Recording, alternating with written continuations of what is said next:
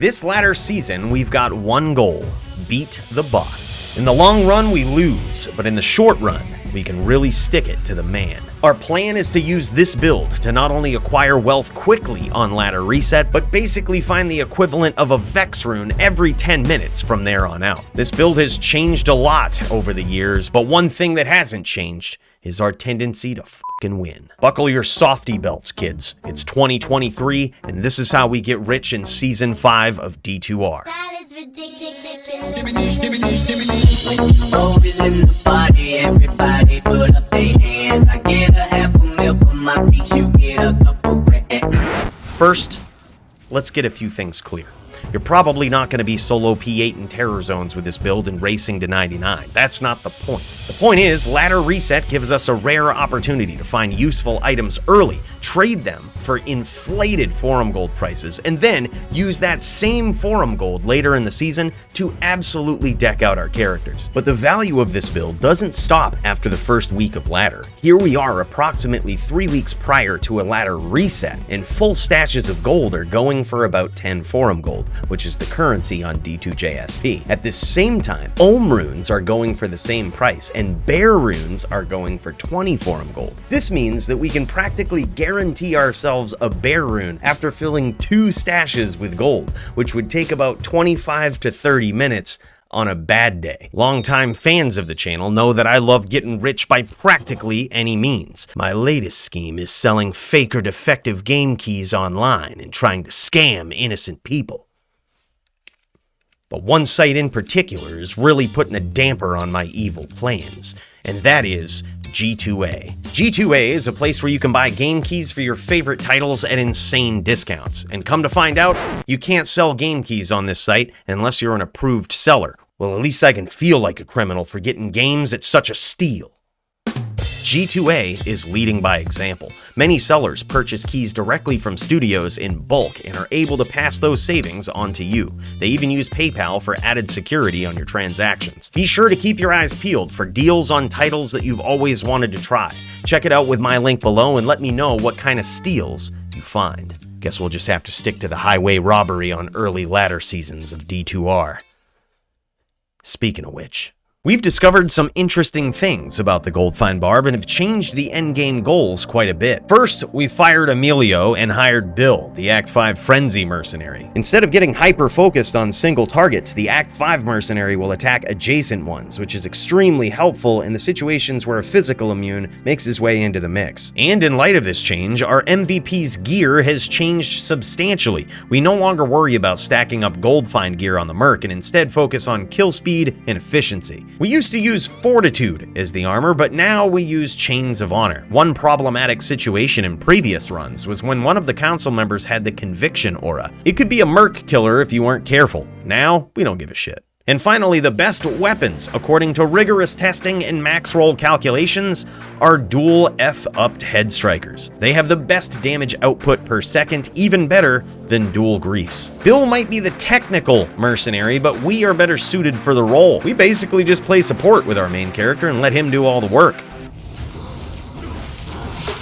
Stats are easy. You hold shift and click on vitality. And I guess you gotta click this little fucking box now too. As for the skills, just fucking pick whatever you want, man. Bill's doing all the work. You'll definitely want to max out Potion and Item Find. I like to max out Battle Orders, Battle Cry, and then put the remaining points into Leap. Because of the Act 5 Mercenary, Battle Cry is the new tech on this build. You can put enough points into this skill to reduce monster defense by 100%, practically guaranteeing a hit from Bill and making your runs exponentially faster. But this is where Bill can get a little annoying. The only drawback to a Frenzy Mercenary from Act 5 is that he can taunt the Council every once in a while, which will overwrite Battle Cry. You know how it is with those barbarians always getting in a little pissing contest over the shouts. I hope you've been working on your leap skills lately, because this is where pro players are made. This skill allows us to put all monsters in perpetual stun and also corral the council to Bill's location. While Bill's doing his thing, we hork the corpses and collect the payload. If Ismail Vilehand is immune to physical, just leap him away from the pack and refocus your Merc. Yes, there are other ways to take him out, but trust me, this is the fastest and most efficient way. 99% of your problems will indeed go away if you ignore them. The best possible charms you can have on this build look like this. Notice, they're not Warcry skillers. An inventory full of those only increases our find item chance by 3%. Sure, it helps with battle cry, but we have plenty of skill points for that anyway. Instead, resistance charms cap out our resistances even under the conviction aura. Oh, and there's one charm in your inventory more important than any other. Jheed's charm. Get yourself your Jheeds. Jheeds. Jheeds! Aside from that, most of this gear is actually pretty easy to get your hands on, even early in a ladder season. We focus on stacking up goldfind gear with a primary focus on survivability first. Anything else is a bonus. What do you think the best weapon swap for this is? Is it the Gavel of Pain? Is it the Spell Steel? Well, you're fucking wrong. The best weapon swap for this build is Naj's Puzzler. Simple enough. While Spell Steel gives us Decrepify, which can deal with a physical immune, doing so is still extremely slow. Plus, Bill's Taunt can overwrite this as well. But Coooley, we're not gonna have all this gear on day one of ladder. This is dumb. This is a dumb build. You're dumb. This is likely what our build will look like early on after we've made it through hell with a group. If you've got a group of people tackling ladder reset with you, a Barb is actually a great group choice. Not only do you give your team more life, mana, defense, and skills, but you can also use Potion Find to deck your team out with full rejuves, which you can even find off non-champion corpses. Oh yeah, and Leap just turns all non-boss enemies into trash mobs. One good way to farm items that you might need is, oddly enough, Nightmare Traveling Call. Start there, gear up, and move on to hell runs as soon as you can. Before you know it, you'll be stacking up gold and horking godlies in no time. Wow, that was fast.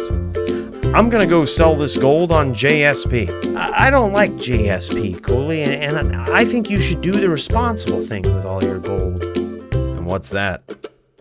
When you've got money to spend, just piss it away. Go gambling down with Mr. Gheed now. I used to think his name was Gheed, but Mr. Llama SC said his name was Gheed now. So come with me and bring all your jold. We're about to Jamble with Gheed now. While most of the time you'll be left holding the bag, gambling is still a unique way to gather some early season forum gold. Sometimes, even subpar gambles can get you a small handful of profits, but unless they give us another 22 Nights of Terror anytime soon, I wouldn't expect anything more than slight upgrades early on. But you never know.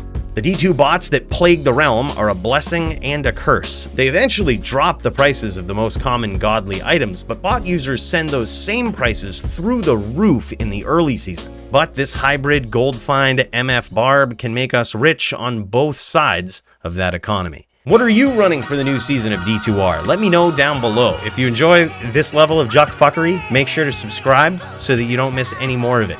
I'll catch you guys in the next video.